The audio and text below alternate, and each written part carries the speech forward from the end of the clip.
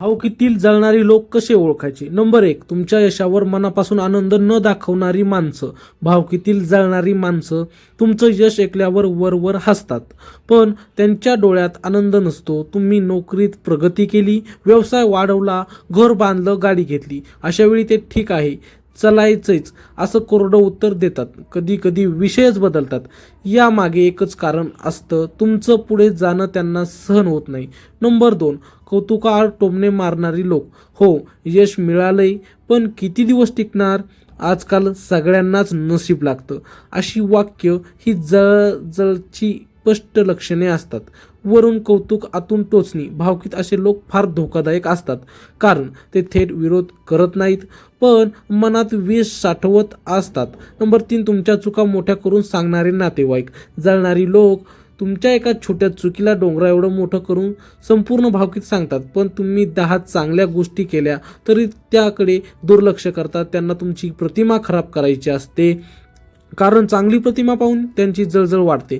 Number 4, तुमच्या मागे नकारात्मक चर्चा करणारी माणसं. तुमच्या समोर गोड बोलणारी पण तुमच्या पाठीमागे वेगळं चित्र रंगवणारी लोक ही भावकीतील सगळ्यात जळणारी जमात असते. तो फार शहाणा नाही, तिला जास्त अक्कल आली, यश डोक्यात गेलंय, अशा चर्चा हे त्यांचं मानसिक समाधान असतं. नंबर 5, तुमच्या निर्णयावर सतत प्रश्नचिन्ह लावणारे. तुम्ही काही नवीन करायला निघालात की लगेच ते म्हणतात, हे जमेल का? इतकं मोठं का विचारतोस? आपल्या अवकातीत राहावं. हे लोक तुमचा आत्मविश्वास कमी करण्यासाठीच प्रश्न विचारतात, सल्ल्यासाठी नाही. नंबर 6, तुमच्या आनंदात नेहमी अडथळे आणणारे. लग्न, साखरपुडा, गृहप्रवेश, वाढदिवस, यशाचा सन्मान, अशा आनंदाच्या क्षणी हे लोक काहीतरी वाद, गैरसमज, भांडण करून काढतात, कारण तुमचा आनंद पाहून त्यांची जळजळ असह्य होते. नंबर 7, तुमच्या जवळची माणसं तुमच्या विरुद्ध वळवणारी. भावकीतील जळणारी लोक थेट तुमच्यावर हल्ला करत नाहीत, पण हळूच तुमच्या आईवडिलांच्या, भावंडांच्या, जोडीदाराच्या कानात विष ओततात. तो बदललाय, ती ऐकत नाही, तुला किंमत देत नाही. हे सगळं नात्यात फूट पाडण्यासाठी असतं. नंबर 8, तुमच्याशी स्पर्धा करणारी भावकी. जळणारी माणसं तुमच्याशी नकळत स्पर्धा करत असतात. तुम्ही गाडी घेतली की त्यांना त्याहून मोठी घ्यायची घाई होते. तुम्ही काही साध्य केलं की ते लगेच स्वतःच मोठे पण सांगायला लागतात. ही स्पर्धा प्रेमातून नसते, ती जळजळीतून असते. नंबर 9, तुमच्या बदलाचा स्वीकार न करणारे. पूर्वी तुम्ही साधे होता, आज प्रगती केली, हे सत्य ते मान्य करत नाहीत. पूर्वी कसा होता, आता काय समजतो स्वतःला, असं म्हणणारी माणसं म्हणजे तुमची वाढ पाहून अस्तव्यस्त झालेली भावकी. नंबर 10, मदत मागितली की गायब होणारे, पण अपयशात इतर. जळणारी लोक तुमच्या यशाच्या वेळी दूर राहतात, पण तुमचं काही बिनसलं की लगेच पुढे येतात. मी आधीच सांगितलं होतं, हे त्याचं अंतर्गत समाधान असतं. नंबर 11, तुमच्या कष्टांना कमी लेखणारे. तुमचे यश मेहनतीने नाही तर नशिबाने ओळखणे, योगायोगाने मिळालं असं सांगणं हे जळजळीचं मोठं लक्षण आहे, कारण कष्ट मान्य केले तर त्यांना स्वतःचं अपयश मान्य करावं लागतं. नंबर 12, तुमच्याशी थेट बोलण्याऐवजी तिसऱ्यांमार्फत संदेश देणारे. जळणारी लोक सरळ बोलण्याचं धाडस करत नाहीत, ते नेहमी कोणाच्या तरी खांद्यावर बंदूक ठेवून गोळी झाडतात. गैरसमज पसरवणं, वाक्य फिरवणं, चुकीचा अर्थ काढणं हे त्यांचं हत्यार असतं. नंबर 13, तुमच्या शांततेचा राग येणारी लोक. तुम्ही वाद टाळता, शांत राहता, स्वतःच्या कामात व्यस्त राहता, हे पाहून त्यांना अजूनच राग येतो, कारण त्यांना तुम्ही दुखावलेले, अस्वस्थ, गोंधळलेले पाहायचे असते. नंबर 14, तुमच्या स्वातंत्र्यावर बंधन घालू पाहणारे. हे करू नको, ते शोभत नाही. आपल्या भावकीत असं नसतं, अशा वाक्यातून ते तुमची वाढ थांबवू पाहतात. परंपरेच्या नावाखाली जळजळ लपवलेली असते. नंबर 15, शेवटी ओळखायचा सोपा निकष. जे लोक तुम्हाला मोठं होताना पाहू शकत नाहीत, पण पडताना पाहायला उत्सुक असतात, तीच भावकीतील जळणारी लोक. नंबर 16, तुमच्या यशाची तुलना इतरांशी करून कमी लेखणारे. भावकीतील जळणारी लोक कधीही तुमचं यश स्वतंत्रपणे मान्य करत नाहीत, ते लगेच तुलना सुरू करतात. फलाण्याचा मुलगा तर वयाहून पुढे गेला, त्याचं लग्न जास्त भारी झालं, त्याला तर थेट परदेशात संधी मिळाली. या मागचा हेतू एकच असतो, तुम्हाला कमीपणाची जाणीव करून देणे. यशाचं कौतुक न करता तुम्हाला तुलना करणं ही जळजळीची सगळ्यात जुनी आणि घाणेरडी पद्धत आहे. नंबर 17, तुमचं एकूण न घेता लगेच निष्कर्ष काढणारे जळणारी लोक तुमचं पूर्ण ऐकतच नाहीत. तुम्ही काही सांगायला सुरुवात केली की ते आधीच ठरवून टाकतात. हा चुकीचाच आहे. हिला काही कळतच नाही.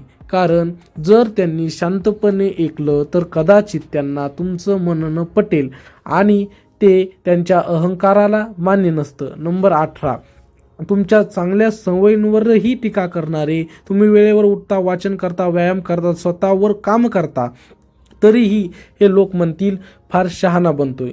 हे सगळं दिखावा आहे. किती नाटकं. कारण तुमची शिस्त त्यांना स्वतःच्या आळशीपणाची आठवण करून देते आणि ती गोष्ट त्यांना सहन होत नाही.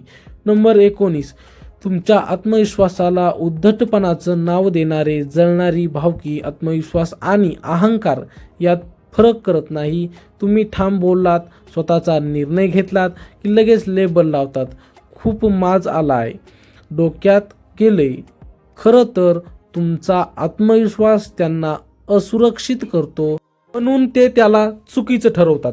नंबर 20, तुमच्या अपयशाची आतून वाट पाहणारे काही लोक. तुमच्या तोंडावर कधीच वाईट बोलत नाहीत, पण मनात एक गुप्त इच्छा ठेवतात.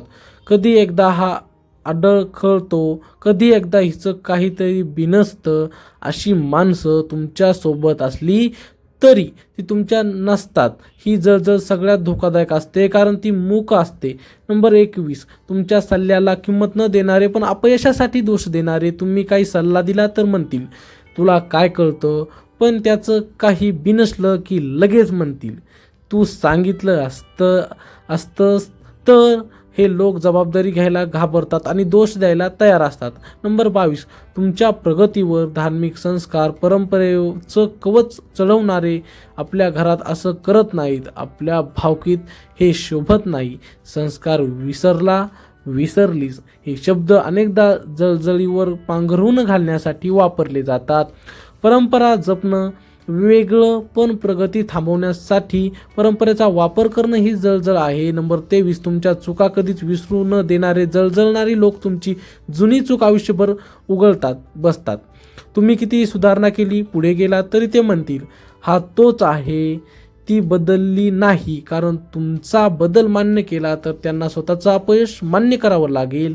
नंबर 24, तुमच्या यशात स्वतःचा वाटा सांगणारे. तुम्ही काही साध्य केलं की ते म्हणतील मी नसतो तर हे जमलंच नसतं, मीच ओळख करून दिली.